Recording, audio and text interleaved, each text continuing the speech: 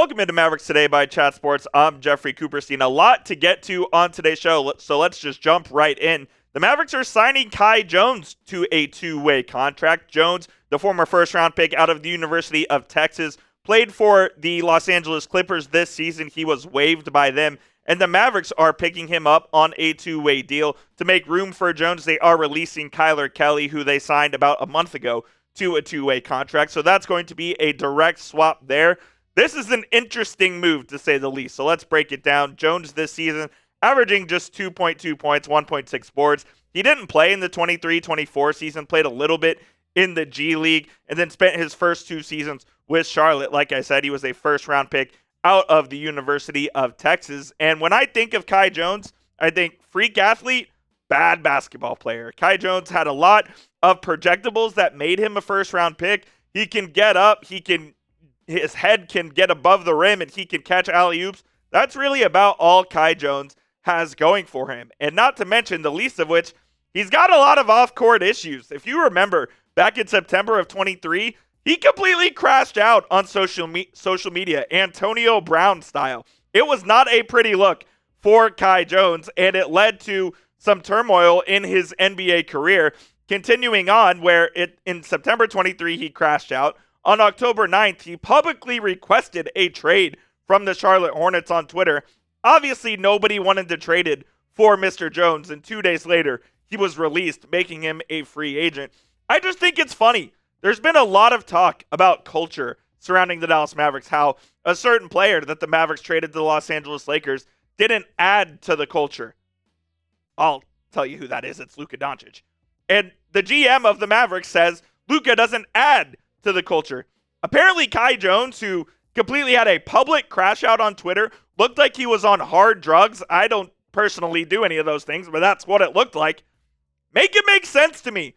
How does Luka not add to the culture, but Kai Jones apparently does? And I know the Mavericks have a need at big, and that's why this move is being made, and we'll talk about that here on the other side of this, but I just don't understand how he can say one thing and then completely just be a contrarian and go ahead and sign a guy who has culture issues. I don't understand it, but maybe you guys understand it better than me. Grade the signing of Kai Jones down in the comments, A, B, C, D, or F.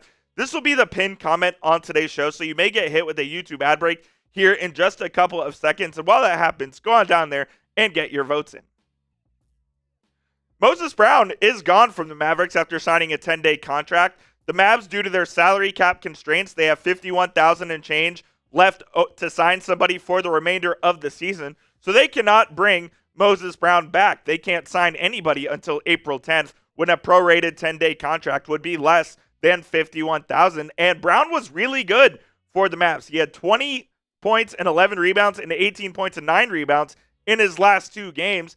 And if they could, they certainly would have brought Moses Brown back. But their salary cap constraints and where they are under the first apron don't allow him to do that. And this is why they are making the move to sign Kai Jones, because they know they need another body at center. Dwight Powell simply isn't going to cut it, so they needed someone who has a little bit of NBA experience and has a little bit of athleticism to go out there and do a job. Is Kai Jones that guy? I'm not so sure, but that's what the Mavericks have decided on. And so for the remaining 24, 23 games, however many games are left, they're going to be relying on Kai Jones until the Mavericks bigs, who, by the way, March 6th, big reevaluation date with Daniel Gafford, Derek Lively, and Anthony Davis. So until any of those guys return, you may see a decent dose of Kai Jones in the Mavericks lineup.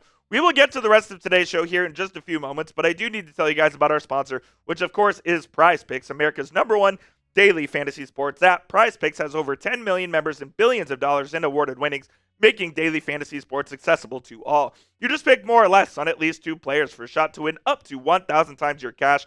Run your game all season long on PrizePicks, and March is a big month for basketball season. Get in on the action right now with our friends at PrizePicks, the best place to win real money action in over 30 states, including California, Georgia, Florida, and Texas. I do have a projection for tonight's game. I'm going to take the more on Dante Exum, 7.5 points. I'll also take the more on both Kyrie Irving and DeMar DeRozan points. If you remember the last time the Kings played the Mavs, DeRozan absolutely destroyed them, so I'll take the more on them as well. You can copy my picks or you can make picks of your own. Just please make sure you do it with our friends over at PrizePicks. Download the PrizePicks app today and use code CLNS to get a $50 bonus when you play your first $5 lineup. You don't even need to win to receive that bonus. It is guaranteed. Again, download the app, use code CLNS to get the $50 bonus when you play your first $5 lineup. That link will be in the comments and the description of today's show. It is PrizePicks. Run your game.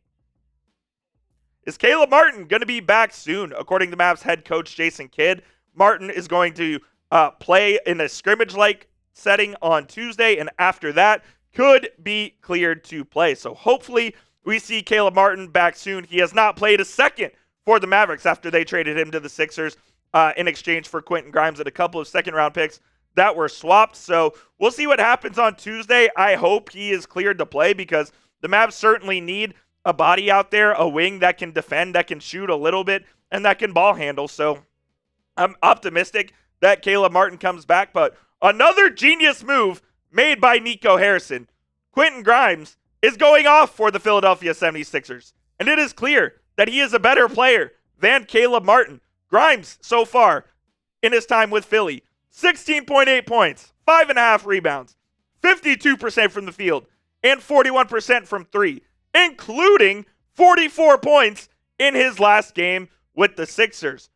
Again, another move that Nico Harrison thought he was smarter than everybody else in the room, and it just didn't work out. And oh, by the way, the Mavericks gave up the 2030 second-round pick that was owned by Philadelphia. They gave it back to them.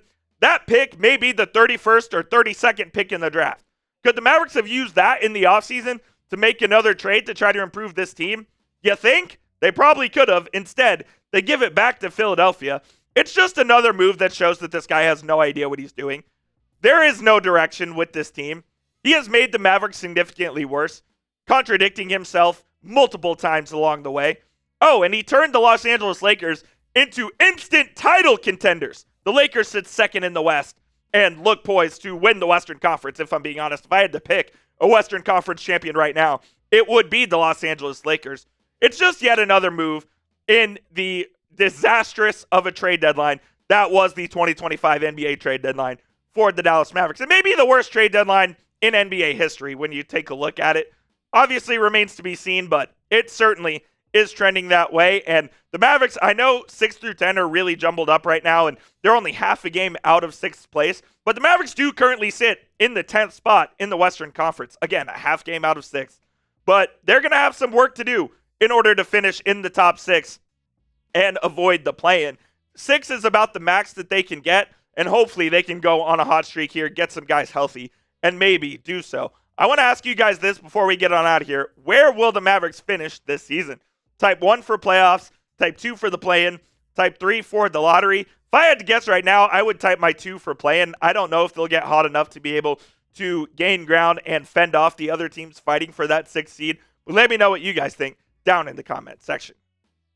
That will do it for today's show. The Mavericks do play the Sacramento Kings tonight in a crucial game in the Western Conference. We're not going live for that, but we will keep you up to date if anything happens. Please be sure to hit that subscribe button. It's youtube.com/MavsTV, and we'll see you soon here on the channel.